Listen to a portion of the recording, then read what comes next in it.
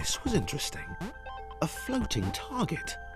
This would require coordination, balance, and timing. John was sure the dots would be lost, but he was happy to guide them to triumph.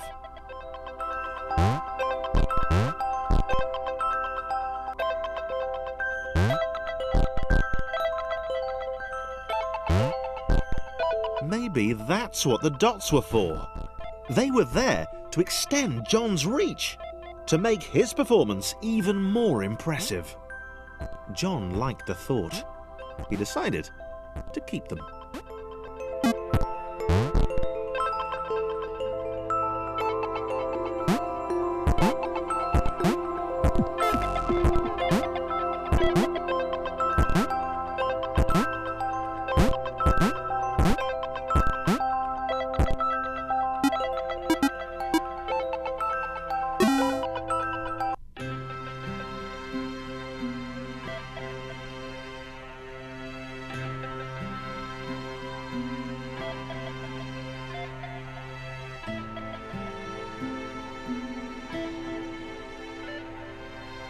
So, this was how Claire would die.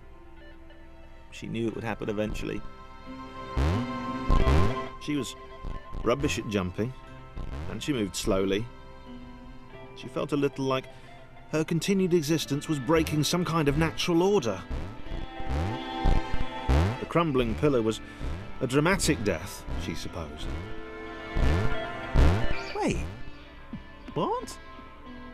Claire couldn't shake the feeling that she was not, in fact, dead. It was at that moment that Claire realised she had superpowers.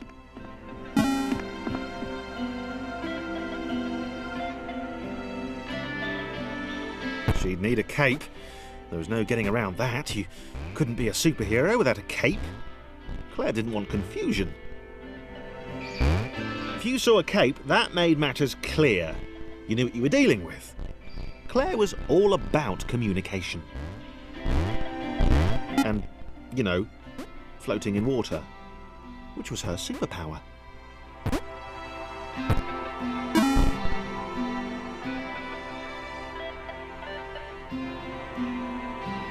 All right, fear not, my skinny friends, for I am Claire, and I will save you. Claire needed to come up with a superhero name as soon as possible. Claire was rubbish.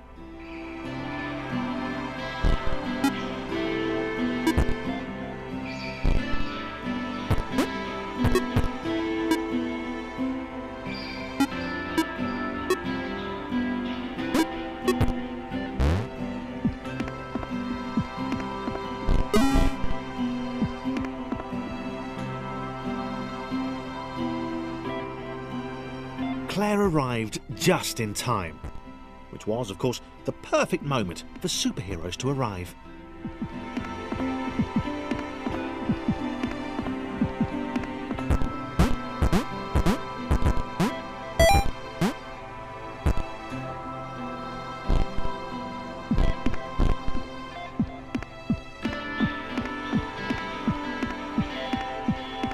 As the water began to rise, Claire vowed to save this little rectangle in as many restarts as it took.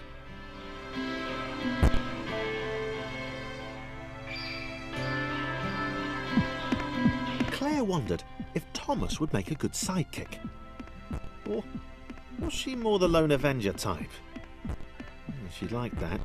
The sole hero in a world of rectangles and conveniently placed pools of toxic water.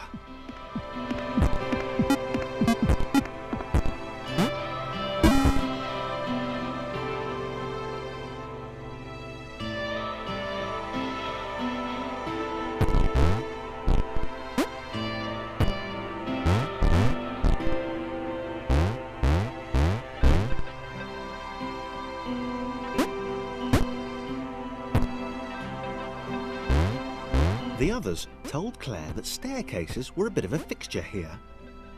Claire wondered why the world made it so difficult.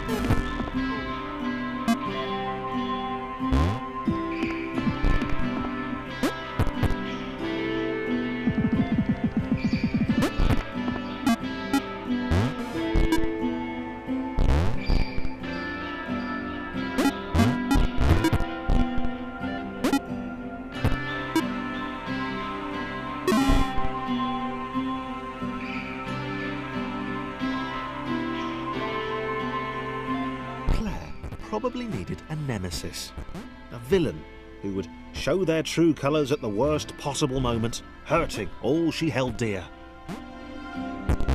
Chris was the most obvious choice. He seemed stroppy enough, and his jump was so pathetic that it conveniently avoided Claire's insecurities. Yes, Chris. Diabolical Chris. The fiendish Christopher.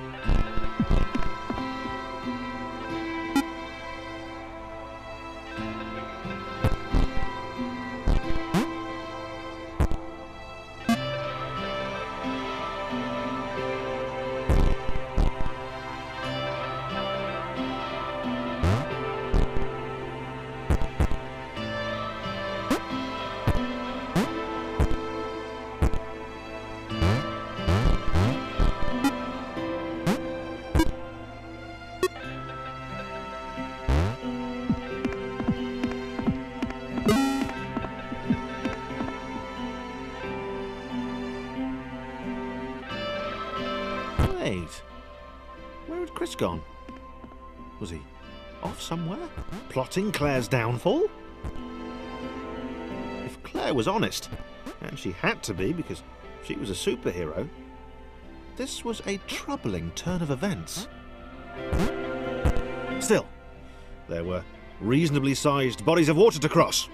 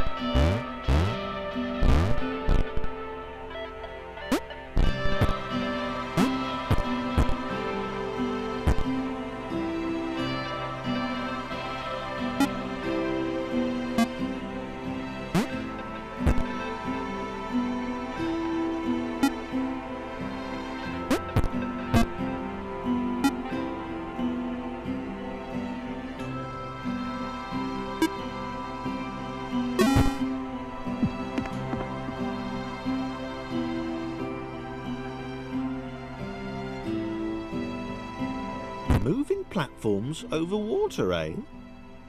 Claire's newly heightened senses told her that there were multiple paths across with various possible configurations of the little posse.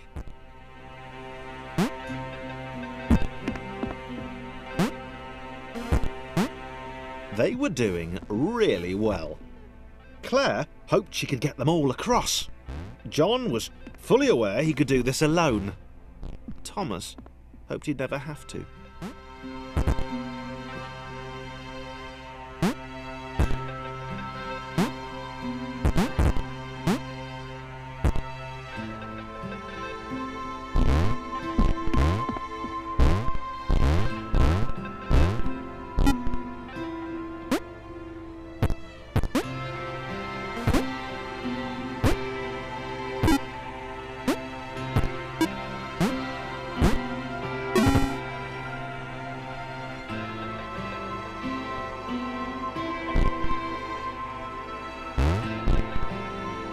Claire was alone, which was odd, because she wasn't meant to be alone. She needed to be where there were rectangles to save. Being the only superhero in a given space kind of defeats the object. Spikes? That was new. Claire avoided them. She decided they were most likely her kryptonite. Not the rubbish red kryptonite either, the proper...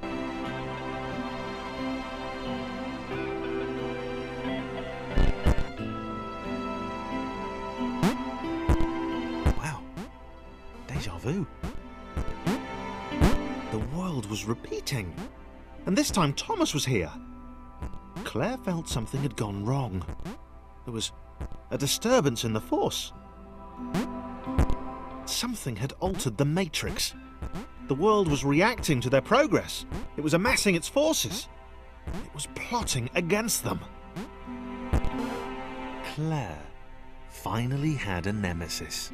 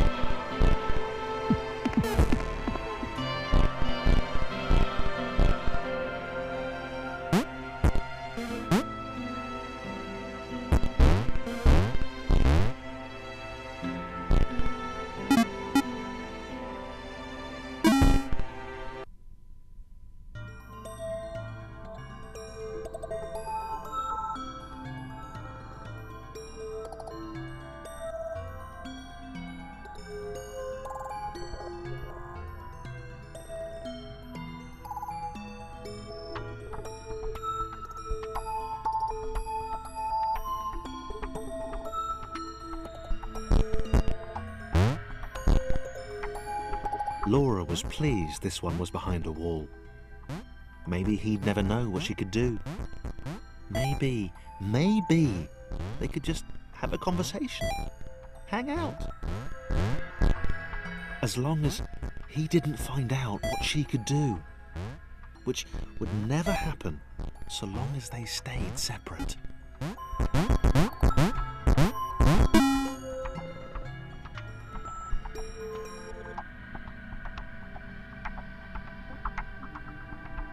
Laura didn't have time to worry about the ominous pixel cloud.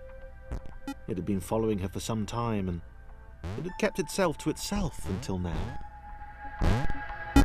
More important was the little orange thing, which was looking at her in a way that she kind of, well, liked.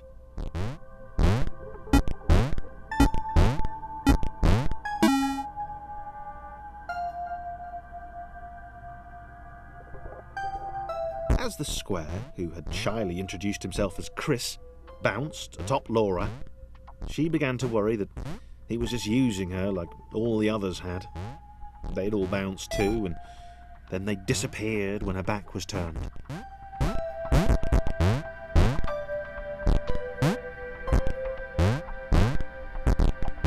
Only the ominous pixel cloud ever remained, looking a little bigger and a little less hungry with every disappearing friend.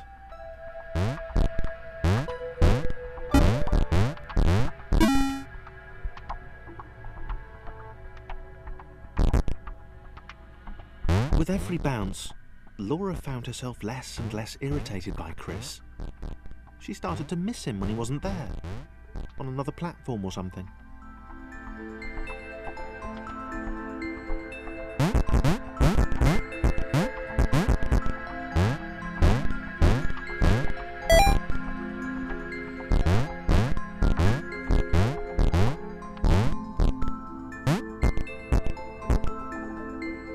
She'd wonder what he was up to. Was he missing her? He wasn't saying very much.